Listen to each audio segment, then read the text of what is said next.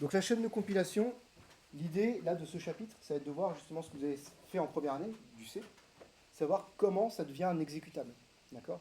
Et donc quelles sont les informations qui se retrouvent dans le fichier exécutable pour ensuite pouvoir lancer ce fichier-là. Donc vous avez tous les points clés qui sont ici. Hein. Vous allez voir la chaîne de compilation à 4 étages. Il faudra connaître ces 4 étages-là et voir un petit peu quel est le rôle de chacun. Okay. Et comme ça, on va être capable de voir quels sont, à chaque étage, il y a un fichier qui est généré, voir ce que contient ce fichier-là, et puis après, voilà, comprendre tout ça. Donc pour ça, les points clés ici, le schéma à connaître et à comprendre, je le passe parce qu'on va le voir juste dans la filée, enfin dans la foulée. Hop, et toc. Alors déjà, pourquoi une chaîne de compilation? L'ordinateur, il ne parle pas comme nous, tout simplement. Nous, on parle, on va dire, dans ce qu'on appelle un langage texte. On peut écrire du texte, on se comprend comme ça. L'ordinateur, lui, comprend une suite de 0 et de 1. Voilà, donc le binaire. Ça, vous connaissez bien. Pourquoi que des 0 et des 1? Vous savez, hein, c'est des transistors qu'on vient piloter. Donc on vient soit bloquer, soit saturer. Et c'est comme ça qu'on fait passer des informations d'étage en étage, de porte en porte, pour arriver à faire les traitements qu'on arrive à faire aujourd'hui. Mais tout ça, du coup, c'est du binaire. Nous, on ne va pas se mettre à travailler au niveau binaire. Donc on va rester en langage qu'on appelle humain. Donc pour transformer un langage humain en langage machine, il y a deux approches principales. La première, c'est la traduction. C'est-à-dire qu'il y a un langage qui est en C. On va le traduire à l'aide d'une chaîne de compilation en binaire. Donc ça crée un fichier binaire, fichier exécutable. Et après, on double sur ce fichier-là. On double-clique sur ce fichier-là. Nous, on ne peut pas l'ouvrir. Si on essaie d'ouvrir avec un éditeur de texte, c'est incompréhensible. D'accord? Par contre, la machine, elle peut comprendre ces instructions-là, enfin ces informations-là, et les traiter. Okay. Donc ça, voilà, vous avez tous fait du C, vous êtes en train de faire du C++. Voilà. C'est pas mal de langages qui fonctionnent comme ça. Autre manière de transformer un langage humain en langage machine, c'est ce qu'on appelle l'interprétation. Donc là, vous avez écrit du code en langage humain, typiquement en Python, et il y a un programme qui, lui, est en cours d'exécution sur la machine et va traduire à la volée, donc pendant l'exécution, votre fichier humain en information binaire. Okay. Là, du coup, vous voyez qu'il y a un petit inconvénient là-dessus, c'est que le programme va être plus lent à l'exécution. Pourquoi il va être plus lent? Parce que la traduction, je la fais à la volée. Okay. Donc, ce n'est pas forcément facile. Okay. J'imagine, vous savez tous plus ou moins traduire un texte en anglais en français ou l'inverse. Par contre, faire interprète en direct, c'est un petit peu chaud. Okay. C'est un petit peu la même idée avec ça. Très rapidement, voilà, du coup, il y a des langages qui vont être plus efficaces. Vous mettez ce que vous voulez dans efficace, ça peut être plus économe en énergie, plus économe en mémoire, ça peut être plus rapide. Et du coup, en fait, il existe tout plein de langages parce qu'il existe tout plein de besoins différents. Okay. Le Python, c'est facile à prendre en main. Il y a beaucoup de niveaux d'abstraction, ce qui fait qu'on n'a pas besoin de connaître le matériel qui est en dessous, et hop, ça tourne. Le C, pour savoir bien programmer en C, il faut comprendre le matériel qui est en dessous. Okay. Donc voilà, il y a plein de langages, plein d'usages différents. Je ne rentre pas dans le détail, juste pour vous montrer qu'en gros, les plus performants, que ce soit en vitesse d'exécution, en consommation énergétique ou en utilisation de la mémoire, en général, ce sont justement les langages qui sont compilés. Tout ce qui est en vert ici, c'est des langages qui sont compilés. L'inconvénient de la compilation, parce que je vous parle des inconvénients de l'interprétation, mais l'inconvénient de la compilation, c'est que vous faites une modification avec le programme, il faut tout recompiler pour pouvoir ensuite l'exécuter. Okay, alors qu'en Python, vous voulez modifier un truc, vous modifiez le fichier, vous enregistrez, c'est bon, c'est fini. Il n'y a pas besoin de compiler derrière. Ok, alors le langage C qualifié de portable, je ne sais pas si vous savez ce que ça veut dire. C'est une question. Langage portable. Alors c'est un langage en fait. Ouais. Un langage qui fonctionne dans nombreux systèmes. Exactement. C'est un langage qui fonctionne sur de nombreux systèmes, voire tous les systèmes. Donc ça veut dire que vous écrivez un programme en C, il va fonctionner sur ma machine, il va fonctionner sur votre machine, il va fonctionner sur un PIC, il va fonctionner sur un STM. Voilà. Okay. Au détail près des périphériques que je vais utiliser. On est d'accord. Donc ça veut dire que le langage C, je peux utiliser sur n'importe quelle machine. Donc ça, c'est bien. C'est-à-dire qu'un programme initialement rédigé en C peut tourner sur plusieurs machines. Ok. Contrairement au langage d'assemblage, l'assembleur, lui, il est spécifique. L'assembleur PIC18 que certains ont vu l'an dernier, c'est pas le même que l'assembleur Intel qui tourne sur vos machines. Et donc là, selon le matériel que vous voulez utiliser, si vous codez en assembleur, il faut coder autant de fois que de machines sur lesquelles vous voulez programmer. Okay. Donc là, on voit l'intérêt d'un langage portable. J'écris le programme une fois, et après, pof, il va pouvoir fonctionner sur différentes machines. Ouais. Il y en a qui sont non portables, bah, l'assembleur, par exemple. L'assembleur est non portable, et en fait, la frontière va se faire là. Le C, on va considérer que c'est un des langages les plus bas niveau possible, mais il reste portable. Et souvent, en dessous, le C, donc encore plus bas niveau, ça va être l'assembleur. Très souvent, en intermédiaire, on ne va pas considérer d'autres langages. Alors, ce que j'ai dit, c'est presque vrai. Vous écrivez un langage en C, un programme en C, pardon, et puis il peut s'exécuter sur plusieurs machines. C'est presque vrai. Ce qui est presque vrai, enfin, pourquoi c'est presque vrai? C'est parce qu'en fait, il faut, entre les deux, avoir une toolchain, une chaîne de compilation, qui traduise votre programme C en langage binaire pour la machine. Donc en fait, ça veut dire quoi? C'est-à-dire que si vous avez plusieurs cibles, plusieurs processeurs sur lesquels vous voulez coder, oui, vous allez écrire une fois votre programme en C. Par contre, il faudra utiliser plusieurs chaînes de compilation pour avoir le binaire qui correspond à votre machine. Okay. Chaîne de compilation, vous en connaissez. C'est une affirmation. Qu'est-ce que vous connaissez? GCC. Vous vous souvenez, en première année, quand vous avez compilé tous vos fichiers, vous avez fait GCC, le nom de votre fichier .c, et hop, vous avez compilé. Il y a une autre chaîne de compilation que vous connaissez, alors peut-être que vous avez utilisé, peut-être que vous ne voyez pas c'est quoi, c'est XC8. C'est la chaîne de compilation pour microchip. Donc en fait, quand vous écrivez votre programme en C pour le PIC18 microchip, vous avez utilisé la chaîne de compilation XC8, et ça vous a permis de compiler un fichier C en binaire pour microchip. Ok? Donc ouais, effectivement, plusieurs toolchains, plusieurs chaînes de compilation existent. Nous, on va se baser sur GCC. GCC, c'est de loin la plus répandue, parce qu'elle est open source, elle est libre. Elle est utilisée sur tous les systèmes Linux par défaut, enfin sur tous les systèmes GNU Linux par défaut. Et voilà, et c'est cette chaîne de compilation-là qu'on va étudier. Donc vous, l'an dernier, vous avez fait GCC et votre fichier C.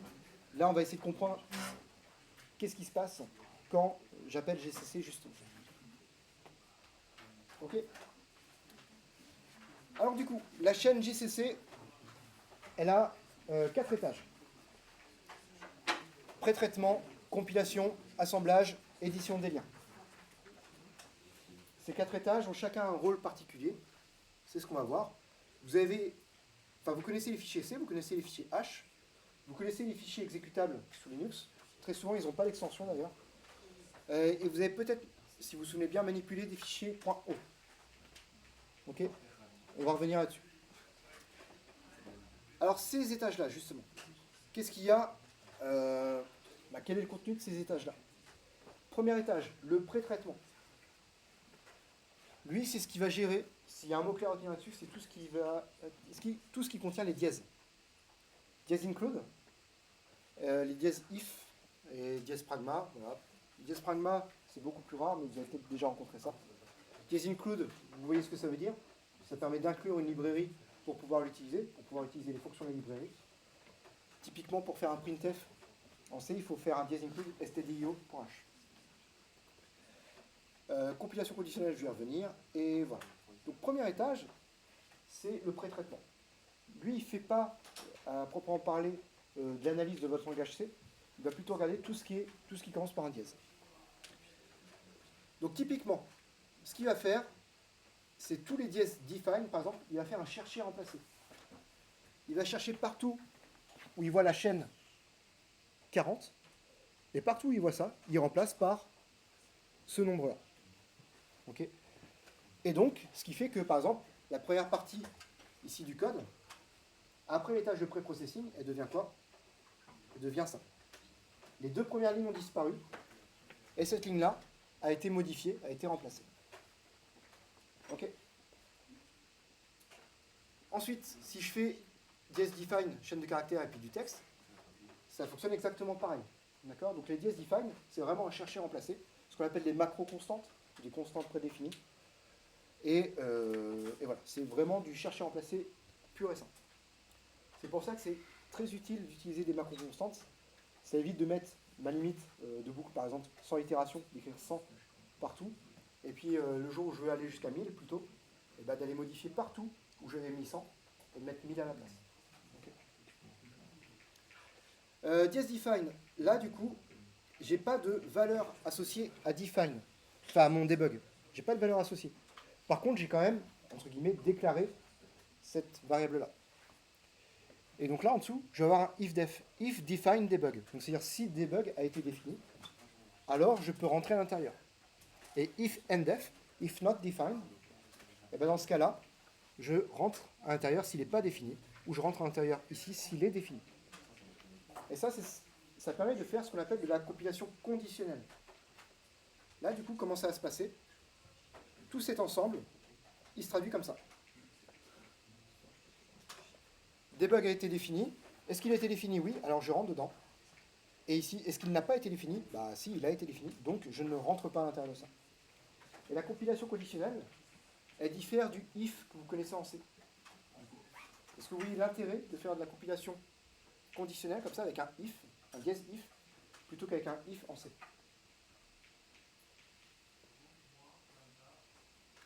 En fait, là, quand vous faites un dièse if, le test, vous le faites qu'une seule fois à la compilation. Et si votre test, il est valide, vous gardez que les instructions et vous ne faites plus le test. Et si votre test n'est pas valide, vous supprimez tout simplement toutes les instructions. Ça permet de réduire la taille du code. Okay. Et à l'exécution, comme le test, il est plus codé, ça permet d'aller plus vite aussi. Okay. Donc typiquement, à quoi ça peut servir? Vous mettez un debug et vous envoyez tout par UART, par exemple, en debug. Donc ça, c'est pas mal quand vous faites du développement. Par contre, quand votre produit est fini et que vous le commercialisez, là, vous commentez cette ligne-là, et du coup, toutes vos lignes qui correspondent au debug, elles sont plus compilées. Et donc, le projet, il est plus léger, et il peut partir en production. Okay. On en reparlera éventuellement un petit peu. Donc voilà, pré-processing, il fait ça, il fait du chercher remplacer. Pareil, quand vous faites un dièse include, en fait, il va chercher tout ce qui est dans le fichier stdio.h, par exemple, il va tout copier et tout coller dans le fichier C pour transformer ça en un nouveau fichier qui s'appelle le fichier I. Ok. Donc ça, c'était le premier étage de la chaîne de compilation. Des questions? Je continue. Deuxième étage, c'est l'étage, pas le plus important, mais celui que vous représentez plus, la compilation. C'est pour ça que des fois on parle de compilateur. Okay. En vrai, l'ensemble GCC forme la chaîne de compilation, et à l'intérieur de la chaîne de compilation, il y a le compilateur, le compiler. Lui, qu'est-ce qu'il fait? Il a 3 tâches. Vérifier les règles du langage. On parle de langage. C'est-à-dire que comme en français, comme en portugais, vous avez des vérifications de syntaxe, de grammaire, de lexique. J'utilise des termes qui existent. Est-ce que j'utilise dans le bon sens? Et est-ce que je dis ça a du sens? Ok. Je vais avoir des règles, des trucs après. Une fois que vous avez vérifié que la phrase est correcte, vous pouvez la traduire en assembleur. Et éventuellement, en dernier recours, on va aussi optimiser. Okay. Donc globalement, le parseur, là, celui qui vérifie les règles du langage, c'est lui qui vous engueule la plupart du temps. Les erreurs et les warnings que vous voyez, la plupart du temps, c'est lui. Dans certains cas, ça va être le dernier étage, mais sinon, la plupart du temps, c'est lui. Alors du coup, le parseur, qu'est-ce qu'il fait? Est-ce que les mots sont corrects? Voilà. Est-ce que j'utilise le bon lexique?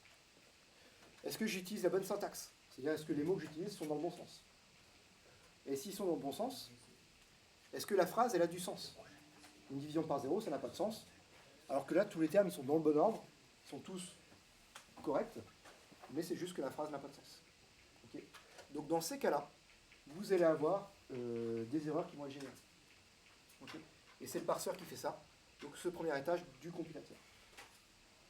Une fois que vous avez passé cette étape-là, allez, vous êtes quasiment bon, quasiment plus de problème par la suite. Parce qu'ensuite, vous avez la traduction. La traduction, du coup, c'est lui qui, à partir de ce moment-là, de cette partie-là, ici on pourrait tracer la frontière entre ce qui est portable avant et ce qui est spécifique après. Donc tout ce qui est avant, c'est commun à n'importe quelle architecture de PC ou de processeur. Et tout ce qui est en dessous est spécifique au processeur que vous voulez programmer. Ok. Et ensuite, l'optimizer. Alors là, il y a des choses qui sont optionnelles. Mais quand même, ça va vous permettre, dans les bons usages de programmation, de prendre ça en compte. Typiquement, si vous voulez, comment dire, qu'est-ce qu'on va faire? Si vous voulez, je sais pas moi, calculer la surface d'un triangle, d'un rectangle, c'est plus simple, qui fait 30 par 40. Ok, vous créez votre variable, surface égale, et vous mettez quoi? Logiquement.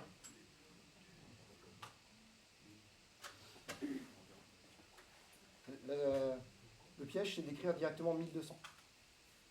Okay. Ce que vous faites, c'est que vous écrivez explicitement 30 fois 40. Okay. Pourquoi? Parce qu'en fait, l'optimiseur, il va voir que si vous avez une multiplication ou un traitement quelconque qui est constant, son résultat sera toujours le même, il ne dépend pas des variables d'avant ou d'après, et ça veut dire qu'en fait, je peux déjà calculer ce résultat-là à la compilation, et le calculer une fois, et comme ça, après, à l'exécution, je ne ferai jamais ce calcul-là, puisque le résultat est déjà stocké dans le programme. Okay. Donc en gros, l'idée, c'est de garder vos calculs les plus explicites possibles, et pas marquer directement le résultat, mais de le détailler. Okay. Par exemple, 2πr, et pareil, si vous écrivez 2 fois mp, qui est la macro-constante, fois r, r c'est une variable, certes il ne la connaît pas, par contre il aura déjà précalculé 2 fois 3, 14, 15, à la compilation. Et ce qui fait que cette multiplication-là, il n'a pas à la faire à l'exécution. Et donc on gagne du temps. L'optimizer, il va aussi faire des choses. Par exemple, quand vous faites un if, else if, else if, else if, et il voit qu'au bout d'un moment, il y a une condition qui ne sera jamais valide. C'est impossible. Et il va supprimer les instructions. Okay, il fait du nettoyage. Enfin bref, il y a plein de choses qu'il peut faire. La parallélisation aussi, c'est-à-dire quand il voit qu'il y a des calculs qui peuvent se faire en parallèle, s'il peut, il va essayer de les faire en parallèle. Voilà, des choses comme ça. Donc au lieu de faire, je sais pas moi, un tableau que je remplis avec l'indice i de 0 jusqu'à 1000, et au lieu de faire ça 1000 fois à la suite, il peut faire ça 8 cases par 8 cases en même temps. Et donc voilà, s'il peut, il le fait, et ça va un peu plus vite. Bref, vous avez un petit peu l'idée. Je ne rentre pas dans le détail. De toute façon, cette partie optimisation, on ne la verra pas forcément en TP. La partie traduction, celle-là, on la verra. Et la partie parseur, peut-être qu'on verra un petit peu en fonction des erreurs qui vont être générées. Tout ça, en fait, ce que je vous présente, c'est parce que c'est les premiers TP qui vont arriver. Et voilà, on fera un TP sur la chaîne de compilation. Donc, voilà. Je vous rappellerai un petit peu tout ça aussi, peut-être en TP. Question déjà sur le compilateur? Alors quand je vous pose des questions, c'est aussi, quand je demande si vous avez des questions, c'est aussi pour que je puisse boire un petit peu, parce que je parle beaucoup. Next, du coup, non, pardon. Je continue du coup sur les tâches de compilation. Si je prends une commande que vous n'avez jamais sûrement tapée, mais admettons, en fait, sur GCC, je peux passer plusieurs options. Premier élément que je passe là, le main.i, c'est le fichier d'entrée. C'est équivalent de votre point C que vous avez vu avant. Okay, mais ce n'est pas le point C, parce que je suis déjà passé par les tâches de pré-traitement, et donc il m'a généré un point I. Okay. Donc ça, c'est le fichier d'entrée. Wall, c'est pour afficher tous les warnings. Donc c'est une option qui va se mettre ici, c'est-à-dire que votre parseur, il voit que je passe l'option "-wall", il va m'afficher tous les warnings qui relèvent. Ensuite, standard C99. Le langage C est un langage qui a évolué depuis sa naissance, avec différents standards. Okay, comme le C++ a évolué, comme voilà, le Python a évolué. Et donc, je vérifie que je respecte les standards du C99. Voilà. Donc, comme c'est des standards de vérification du langage, ça se passe au niveau du parseur également. Ensuite, l'option "-m32". Je précise que je génère un exécutable compatible architecture 32 bits. Vos processeurs actuels sont des processeurs 64 bits. C'est-à-dire que la largeur native du bus de données est de 64 bits. Je peux traiter les données 64 bits par 64 bits. Okay, si on revient quelques années en arrière, c'était 32 bits. Okay, jusque milieu 2000. Donc là, du coup, je précise, je bossais pour une architecture 32 bits. À votre avis, est-ce que du coup, je peux l'exécuter sur un processeur d'aujourd'hui? Si je compile un fichier C pour une architecture 32 bits, et que je bosse aujourd'hui sur un PC 64 bits, est-ce que je peux exécuter ce programme-là? Ouais. Ok. Et si à l'inverse, je crée un exécutable 64 bits et que je veux le faire exécuter sur un PC de 32 bits, est-ce que c'est possible? Non. Ok. Là, l'idée, c'est d'assurer la rétrocompatibilité. C'est-à-dire que les PC d'aujourd'hui peuvent faire exécuter les programmes d'avant. Ok. Par contre, l'inverse, c'est pas possible. Parce que du coup, sur les nouveaux processeurs, j'ai forcément de nouvelles fonctionnalités. Et je ne peux pas assumer ces nouvelles fonctionnalités avec des vieux processeurs. Ok. Et en fait, on en parlera aussi un petit peu, mais les processeurs Intel, ils ont une architecture qui est vieille de 40-50 ans. Ok. C'est-à-dire que vos processeurs qui sortent en 2024, en fait, ils se basent sur une rétrocompatibilité de processeurs 16 bits d'il y a 40 ans. Ok. Donc c'est pour ça qu'ils sont un petit peu consommateurs, parce qu'en fait, on n'a rien supprimé depuis 40 ans. On n'a fait que rajouter des choses. Donc il y a des choses qui ne fonctionnent plus, mais par souci de rétrocompatibilité, pour assurer l'exécution des anciens programmes, on a conservé l'architecture originelle et juste bricoler des choses autour. Okay. Qu'est-ce qu'on a d'autre? L'option -O3, ça c'est l'option d'optimisation. Vous avez option O1, O2, O3. O3 inclut O2, O2 inclut O1, et O1 c'est quelques optimisations. Et donc c'est là où en fait on va essayer de faire un maximum d'optimisation des performances. L'option -S, c'est dire je m'arrête à l'étage d'assemblage, ça on vous en reparlera en TP. Et l'option -O, si vous vous souvenez bien, ça permet de renommer output, renommer l'exécutable de sortie, enfin le fichier de sortie. Donc là en gros, qu'est-ce que ça veut dire? Transforme-moi ce fichier-là, buildmain.i, en buildmain.o. Okay. Sachant que je veux un programme en mode 32 bits qui respecte les standards du C99 et avec un maximum d'optimisation. Et je ne veux pas que ce fichier soit exécutable, juste que ce soit un fichier objet. L'exécutable, on verra plus tard. Du coup, ce fichier objet, justement, on va voir où est-ce qu'il arrive. Mais avant, on a ce qu'on appelle l'assembleur, ou étage d'assemblage.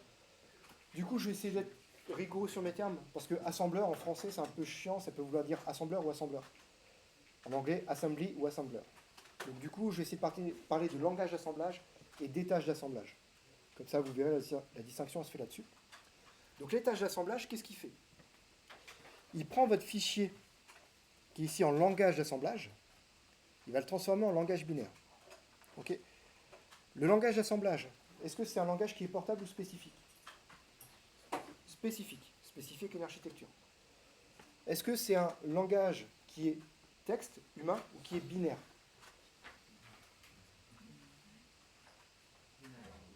Binaire, sûr? Est-ce que vous avez déjà lu de l'assembleur? Ouais. Donc il est visible pour un humain.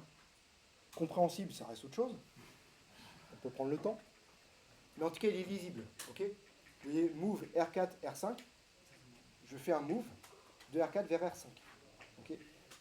Je ne dis pas que c'est explicite, mais c'est lisible. Et compréhensible avec un peu d'entraînement.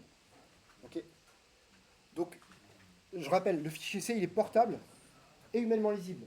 Le fichier en langage d'assemblage, ici, il est spécifique et humainement lisible.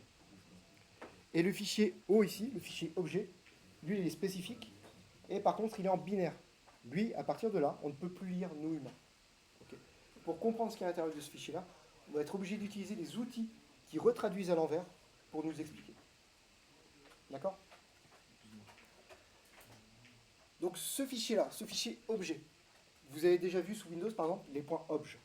Sous Linux, les points O. C'est la même chose. Ces fichiers objets, du coup, ils sont binaires, ils ne sont pas encore exécutables. On va voir ce qui fait la différence entre ça.